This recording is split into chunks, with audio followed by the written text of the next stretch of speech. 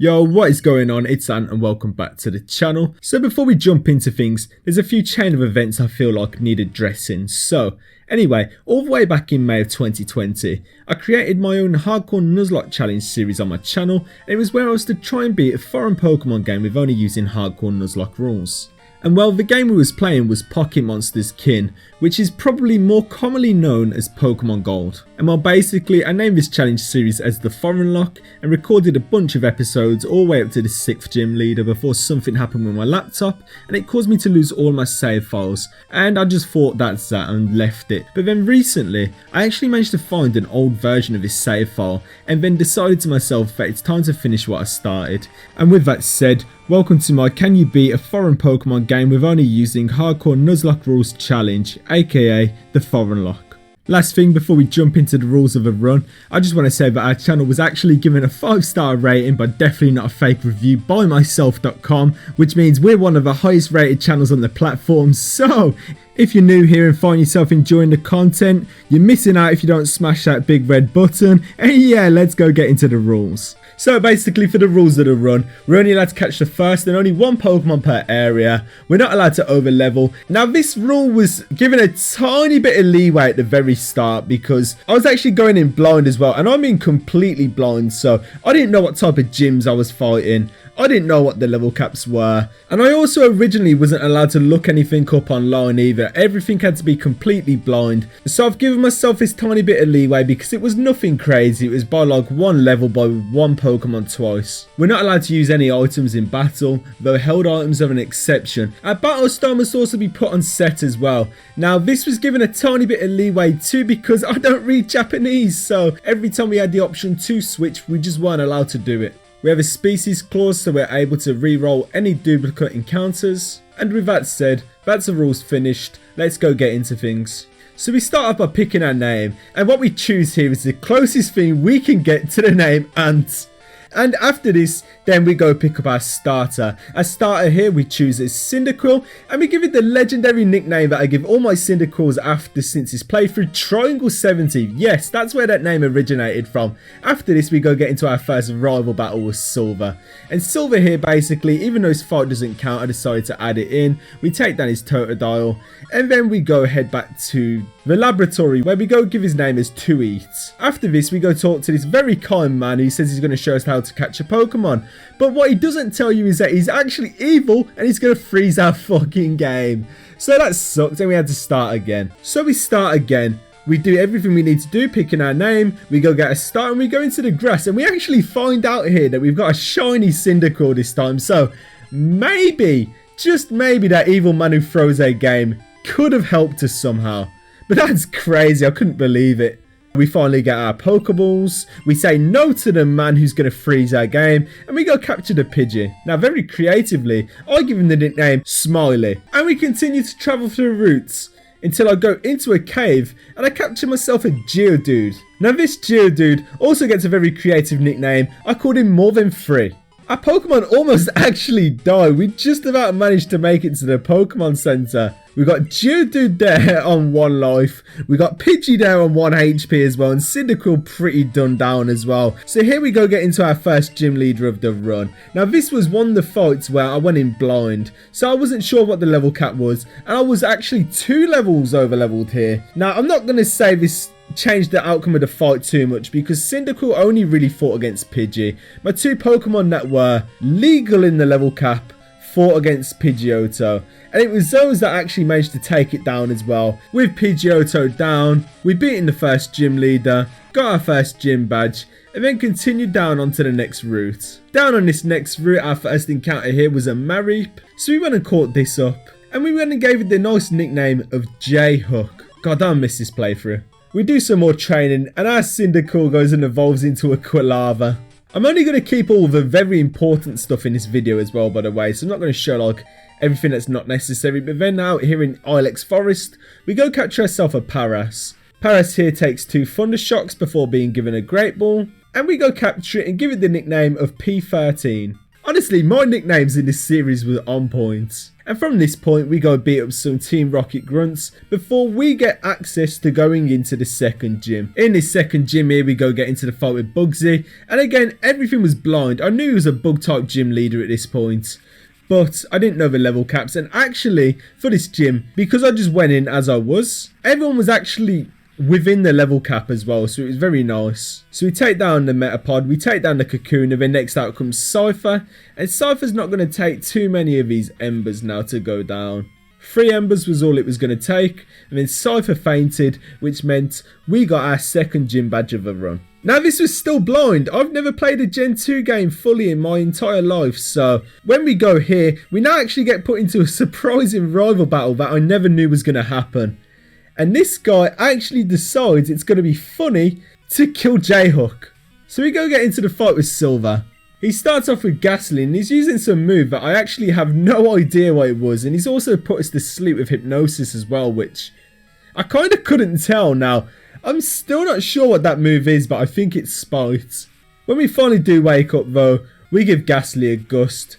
We knock him down into Half-Life. Then we go give him another gust on the next turn after I guess he misses Hypnosis. Take down the Ghastly. And then the next Pokemon that comes out now is Zubat. So for Zubat, I'm going to stay in again. I've sort of learned where my moves are at this point. So I go for another gust. And Zubat hits us with a Supersonic. So I decide here I've got to switch, and I go switch into J-Hook. And J-Hook here takes a bite from the Zubat before taking a Supersonic himself and hitting the Zubat into very low life with a Thunder Shock. From here, I'll go and make another switch over into my Pidgey, take another bite, before finishing off the Zubat then with a gust. After this, Croconaw comes, so I make another switch back over into Mareep, and we start trying to fight with a Croconaw. With Croconaw here, he hits us with a move. I have no idea what move it is, but it knocks us down into 22 HP. So I give him another Thunder Shock, and he looks like he's on the verge of dying, basically. And now, he actually thinks it's funny to hit me with a scratch and get a critical hit and kill J-Hook. So that was actually my first death of the run. We lost our Mareep, but from here I was able to switch back over into Pidgey, take a Leer, and then hit the Croconaw with a gust. And this gust would actually knock him down, not even fucking half of the life that we needed. He hits us then with a massive water gun, and that puts us down just to around about half life from where we was. Then we hit him with another gust, which was able to take him down. I think it was a crit.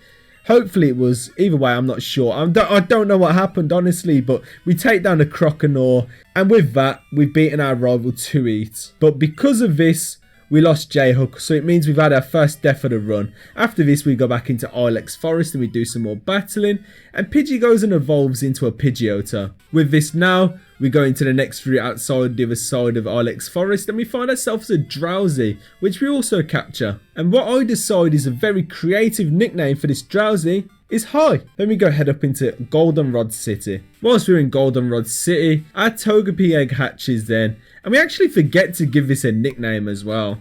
But after this, we go head into the third gym leader and get into our fight with Whitney. Now, I've never fought Whitney before, but everyone's always told me about how horrible she is to fight, so I was pretty scared. I do know about her Miltank, and I do know that it likes to spam rollout. So, I had a kind of idea in mind. So we start off with our Geodude here, and we go for a Magnitude, which will take down the Clefairy. Next up now comes the Miltank, the infamous Miltank that I was actually pretty scared of at the time because I had no idea what I was in for.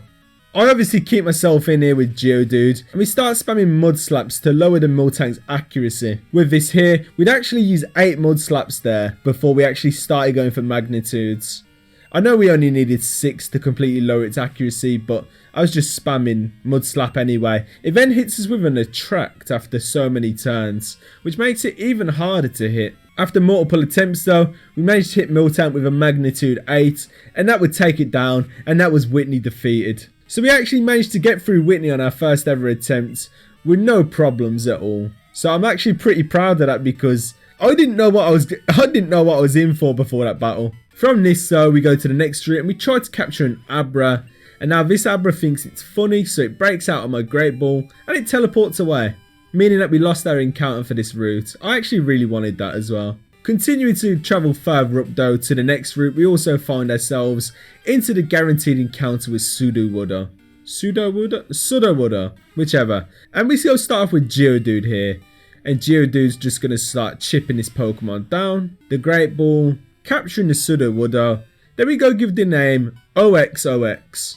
From here, going up to the next route, we get into a fight. And this fight actually puts Geodude up into level 25, where he's going to evolve into a Graveler. After this evolution, you might notice that the screen's got a tiny bit blurry as well. We actually went onto a very laggy ROM emulator. But what this one allowed us to do was we was able to get into the trade room with each other. My two playthroughs put together and trade my Golem from my one save file to my other save file basically, which evolved Graveler into a Golem. So from this, we go ahead into the fight with Morty. And we hit Ghastly with a Magnitude 8, taking down. After this, it was going for some ghost type moves, so I made a switch over into Smiley because it doesn't affect. And then with Smiley here, I go for some sand attacks. I'm actually not sure what my moveset is at this point, but we find where Gust is, and we spam it until the Haunter goes down.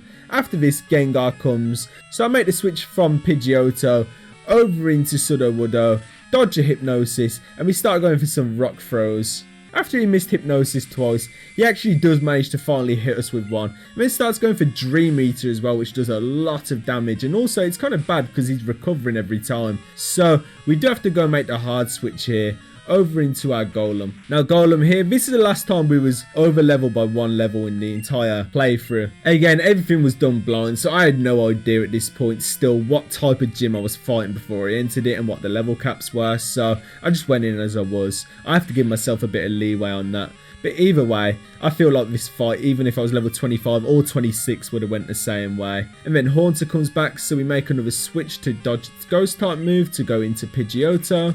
And Pidgeotto from here can just do what it can with Gust to try and take down the Haunter. He hits us what I think is Spite, and we go for a Gust, take down the Haunter, and that wins us the fight. With this done, that was Morty defeated. I think he's called Morty, I don't even know because I can't read his name.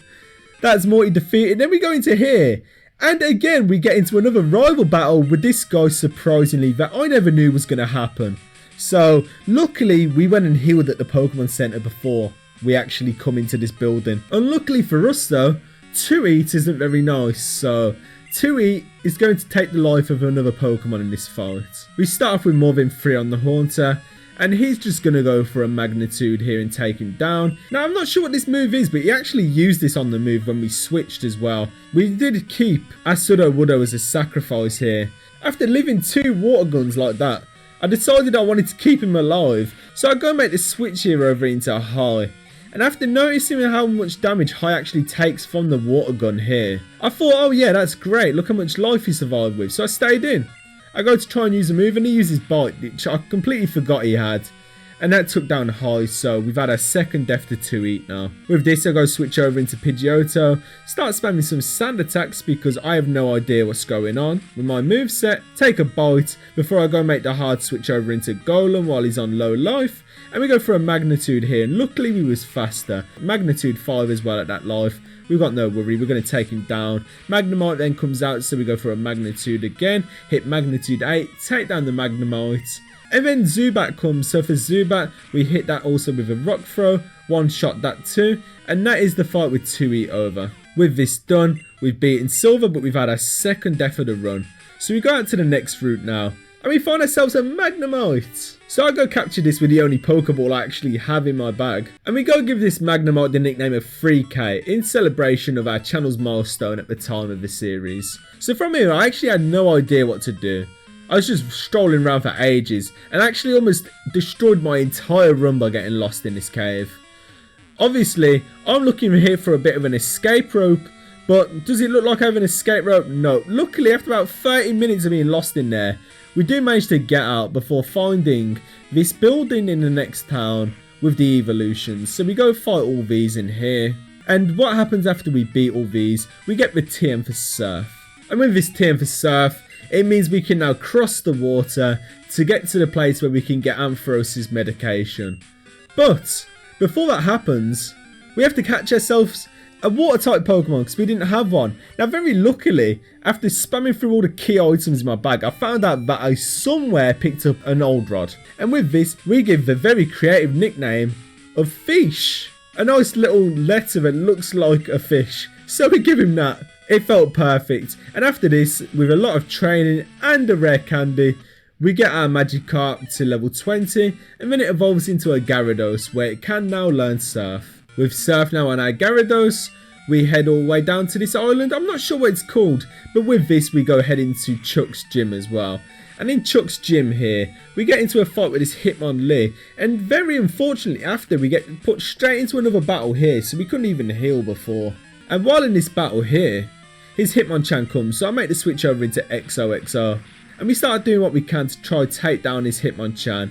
And his Hitmonchan ends up killing us. So we've lost the third Pokemon in this now. With this I was able to send in Quilava, take down the Hitmonchan. But it came at the result of a third death in the run.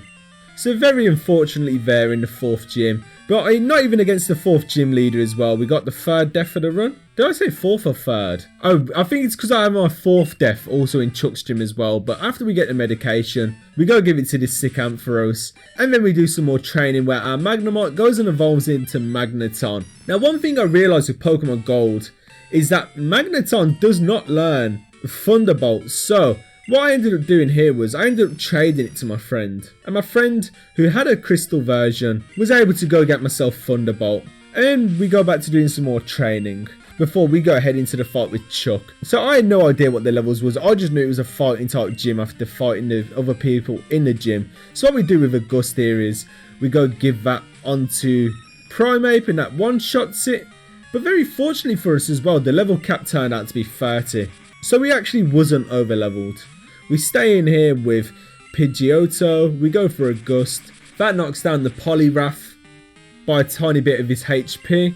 Before he hits us then with a Dynamic Punch, which does almost our entire life, so that's not good. It also confuses us as well, so we can't stay in and hope he misses. And we can't stay in and risk anything, so we just go and make the switch over into Gyarados.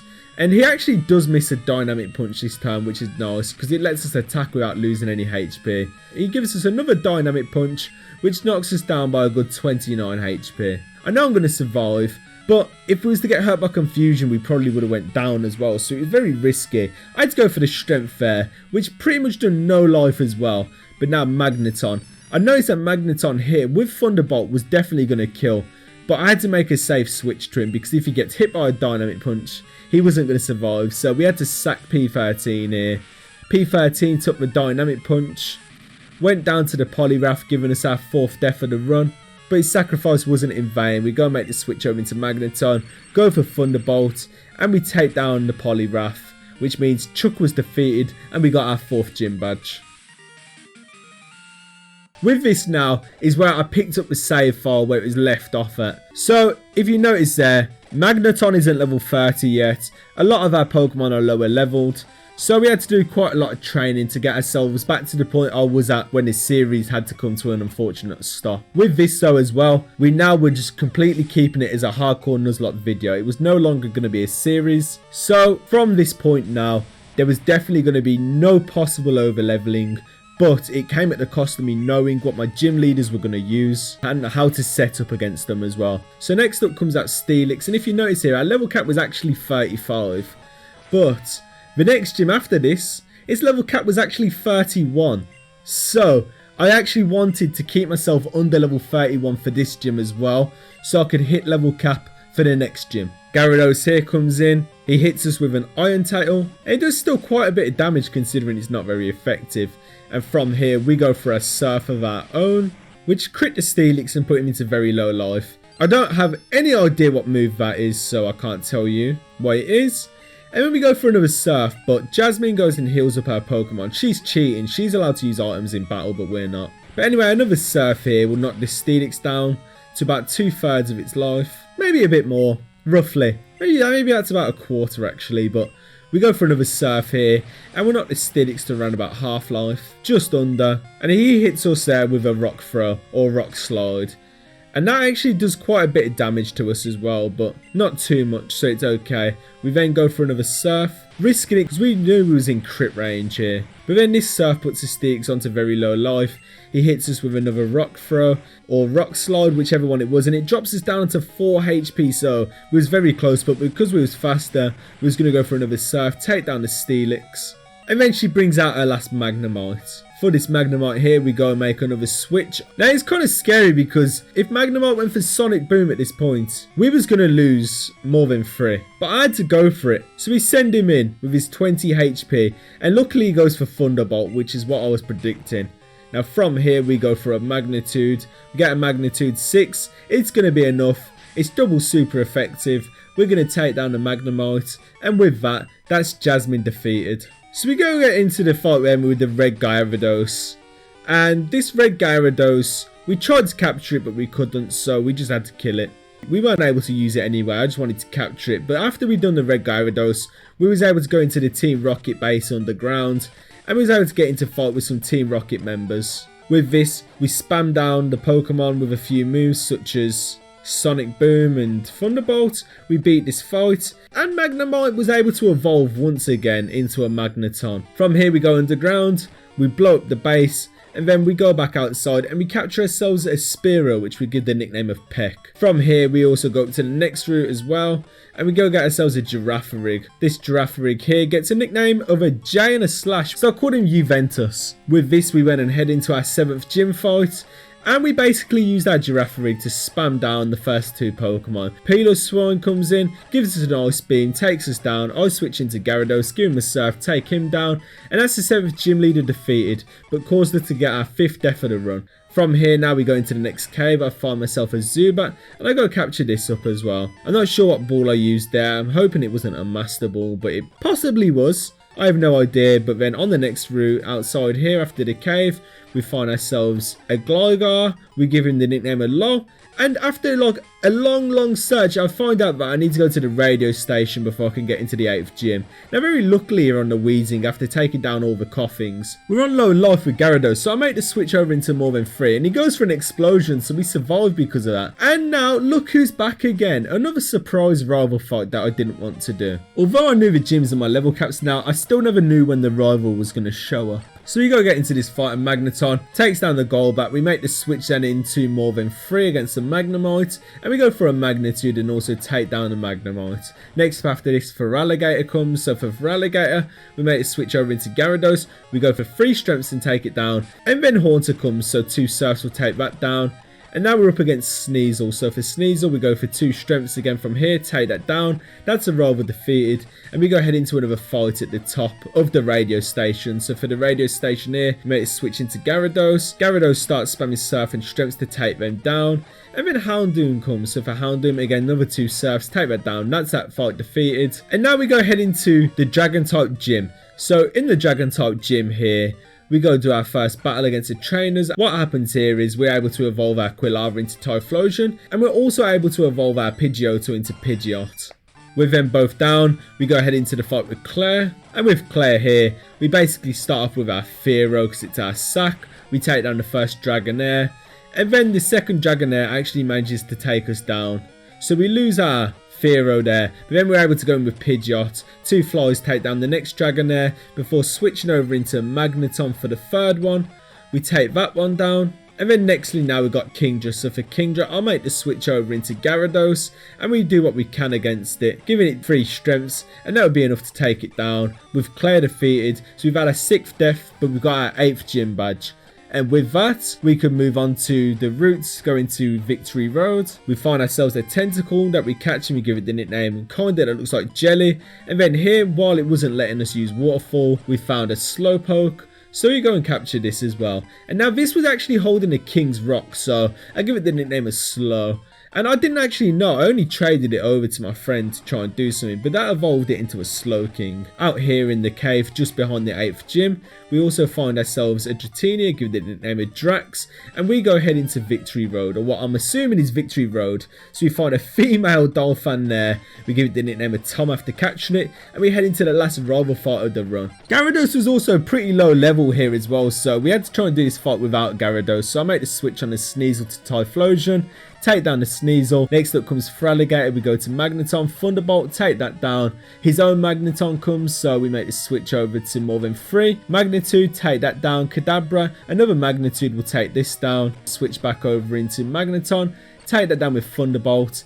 And then for Haunter here, we go into Pidgeotto, take that down. That's Silver defeated, and now we're in the Elite Four. So what we do here is we go set up our team. We do some last bits more training to get everyone to the level cap.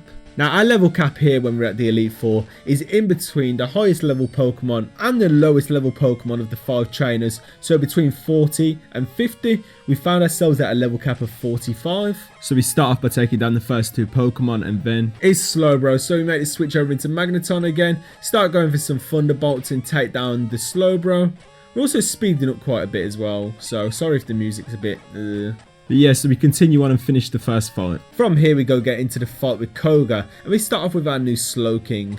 Confusion will take down the Gyarados before we switch out on the Fortress, give it an Ember to take it down. Then on Muck we're going to make the switch back over into Slow, give it a Confusion, knock it down into Half-Life pretty much, knock it down into One Shot and take it down. Crobat comes, so for Crobat here we're going to give it 2 Confusions and then a Surf and take it down. And now we're on pretty low life, so for the Venomoth I make the switch over into Triangle 70, we go for a Flame Wheel, take that down, and that's Koga defeated. Next up now is Bruno, and we stay in here with our Slowking for our lead, trying to hit the Hitmontop with a Confusion before it digs underground and dodges us. So we make the switch here into Gyarados, followed by Strength, then followed by another Surf to take it down. Hitmonchan comes then after, so I make the switch back over into Slow. 2 Confusions will take that down. And now we're followed up by Onix, so we know Surf for this. We take down the Onix, Hitmonlee comes, and we go for some more Confusions, trying to get it.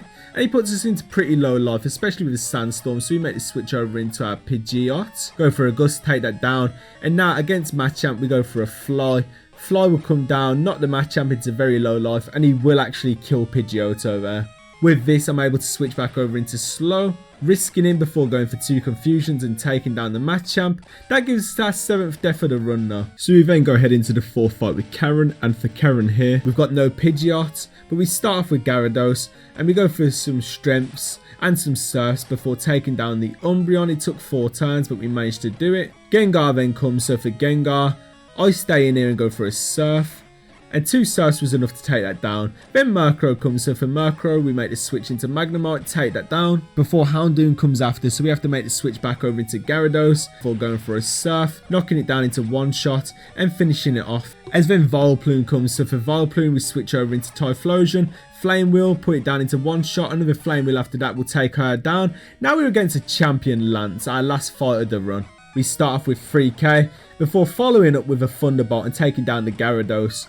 Dragonite here, we go for another 2 Thunderbolts, take it down before making a switch over into our Gyarados. Gyarados here will spam a bunch of Strengths before he survives on very low HP and takes us down. So from here, Slow here going for a few Confusions before we take down the Dragonite. Now another Dragonite comes, and we're not able to really hit it at all. So from here, we actually have to let Slow go down. Once Slow goes down, we make the switch over into 3k. They're taking it down, but because we're paralysed, we're not faster than the Charizard now. So you have to go make the switch then into Golem. Golem here with a Rock Throw takes down the Charizard. And then Aerodactyl comes, so again we continue to spam Rock Throws, take down the Aerodactyl, and that's the final fight completed. Really hard actually, especially with all the unable to understand the languages. But with that done, we was able to beat the challenge, finally finish the game, doing a hardcore Nuzlocke challenge on a foreign Pokemon game. Which means we've beaten our very own created Nuzlocke challenge, the Foreignlocke, on Pocket Monsters Kin. I really hope you all enjoyed this video because it's been a very long time in the making. This series was a very fun thing to me, and I would actually love to be able to relist all the videos and upload the remaining episodes that were never uploaded. If you have enjoyed though, be sure to like and comment. You'll help out the channel massively, honestly. And if you're new here and do find yourself enjoying the content, I would also love it if you would smash that subscribe button. I'd love for you to stick around. And so that's it. We finished it after 30 hours, 10 deaths, and that's it for the end of the run. Hopefully you've all enjoyed the video, and with that said, I will see you all in another video very soon. Peace out, guys.